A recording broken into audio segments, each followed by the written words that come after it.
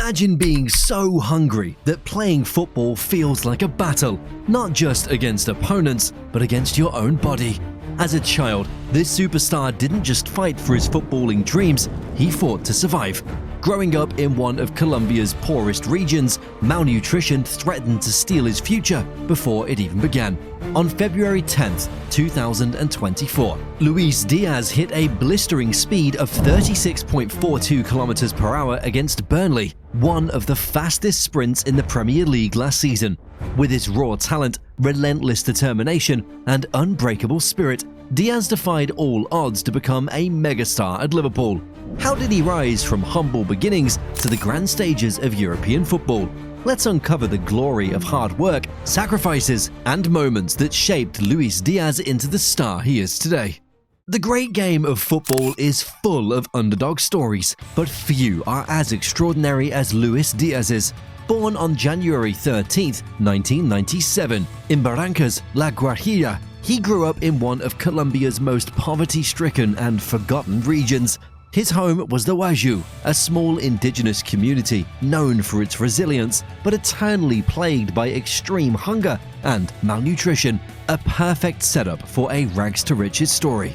Diaz wasn't just poor, he was starving. He grew up severely underweight, and the effects were evident. His ribs showed through his thin frame, and he lacked the muscle mass typical of young footballers. Some scouts even doubted that he would ever make it as a pro because he wasn't physically strong enough. One coach reportedly told a local journalist, "The kid's got magic in his feet, but his body won't survive professional football." However, hunger was not going to stop Diaz from playing football. In fact, he saw football as his way out. His family couldn't afford proper football boots, but that wasn't a problem for the young fanatic. He played barefoot on rocky fields so much that his feet hardened from the harsh terrain. Instead of structured training, his practice involved weaving potholes and dodging rocks while mimicking the footwork of his idol in the mind, the great Ronaldinho. Some days he trained on an empty stomach, just on the fuel of becoming like a Brazilian magician. The dream of becoming a professional footballer wasn't just passion, it was also about survival. So, Diaz kept on fighting his demons, and by the time he was a teenager, his name was already whispered among local football circles. Despite his fragile frame, his flamboyant footwork, blinding pace, and unshakable spirit were enough to turn heads. Then, everything changed in 2015. A rare opportunity came knocking, a chance that would catapult him from a starving boy in Barrancas to a rising football star. This change was an invitation to play the Copa America of indigenous people. It wasn't just any youth tournament, but rather a once-in-a-lifetime chance for young indigenous players to showcase their talent on a national stage. However, when Diaz arrived, something was off. The other players looked stronger, bigger, and fitter. Luis, on the other hand, was so frighteningly thin that coaches immediately put him on a strict protein diet to help him gain weight before the start of the tournament. Despite these steps, there were still whispers of doubt about him. Some say, he looks like he hasn't eaten in days. Will he be able to compete? Some officials were also worried about his stamina, fearing he'd collapse under the physical demands of the tournament. The time was tough for Luis, but then the games began, and he erased every doubt within minutes. He was electric, gliding past defenders, cutting inside like the wind with ease, and scoring goals that made coaches shake their heads in disbelief. His playing style was fearless. The young prodigy was having the time of his life. During this tournament, he caught the eye of scouts from Atletico Junior, one of Colombia's top clubs. One of the coaches, John Jaro Diaz, later admitted, "We were worried about his size, but 5 minutes into watching him play, we knew the kid was special." The buzz around him was real, but there was a problem. Atletico Junior wasn't sure if they wanted to sign him. Their biggest concern was Diaz's physicality. They feared that injuries might ruin him, and he'd never bulk up to handle the demands of professional football. Thankfully for them, they didn't make the foolish decision of leaving him behind. After getting the approval, Luis packed his bags and headed for Barranquilla to fight for his dream. The arrival at Atletico Junior Academy was like stepping into a whole new world for Luis Díaz. No more rocky fields, and no more playing barefoot.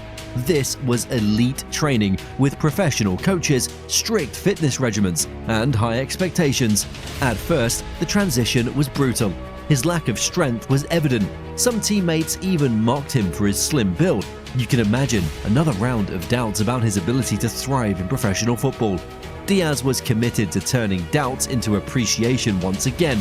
He stayed after training to work on his finishing, sprinting speed, and strength. He studied the movements of elite wingers like Neymar and Arjen Robben to create a special repertoire of skills and quick cuts in his game. However, the growth does not always happen in the forward direction. Despite his hard work, Atletico Junior wasn't convinced he was ready. Instead of promoting him to their senior squad, they sent him to their second division affiliate, Barranquilla FC.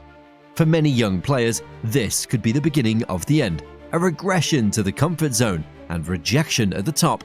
Anyone can fade into obscurity with that, but not Diaz. He knew what were his limits and where he wanted to go. In his first season at Barranquilla FC, he tore apart the defenses, scored goals for fun, and showcased a relentless attacking style.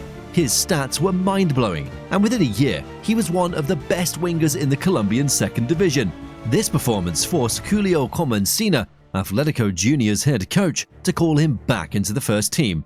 Julio considered it a gamble, but one that would pay off massively. There was anger in Diaz to prove his work, and this anger became a nightmare for defenders. His rapid acceleration, unpredictable dribbling, and newly found physicality ranked him among the most dangerous wingers in Colombian football. Scouts from Europe were now watching closely, and one man in particular, a Portuguese legend, was ready to take a chance on this reincarnated player. Luis Figo, a notorious name in Spain, but a legend in Portugal, was tracking Diaz for months while working behind the scenes for FC Porto's scouting network.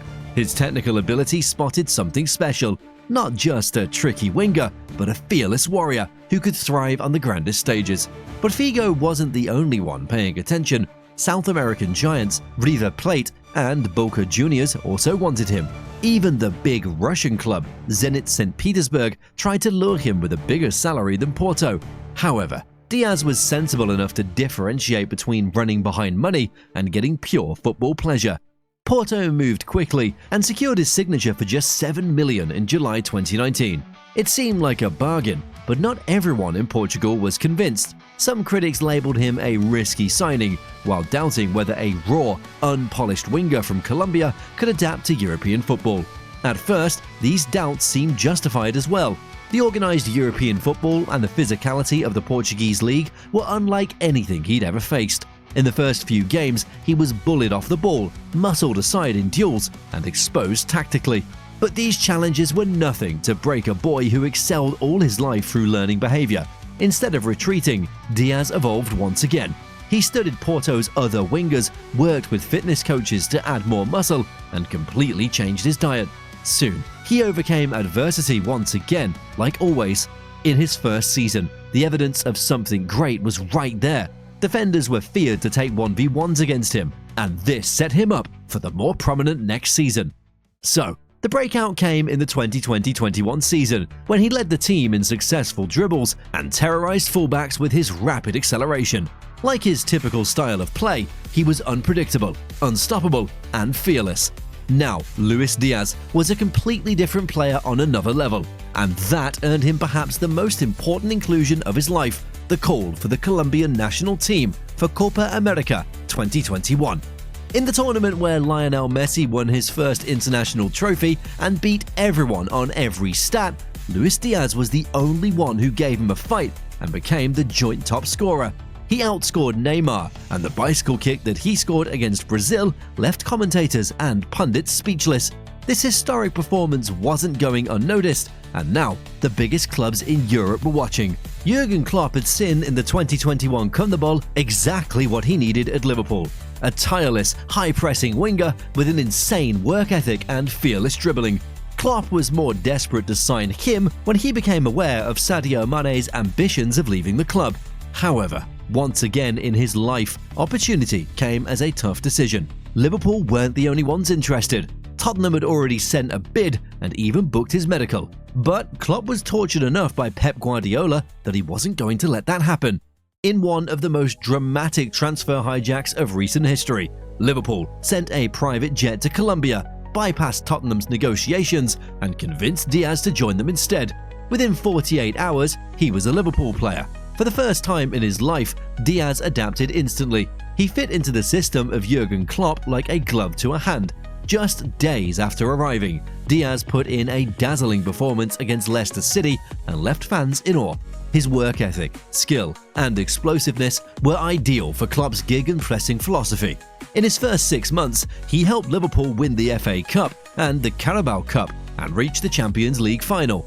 At one point, they were on the verge of winning the historic quadruple before Man City and Real Madrid disturbed a fairy tale ending on the final day of the Premier League and Champions League.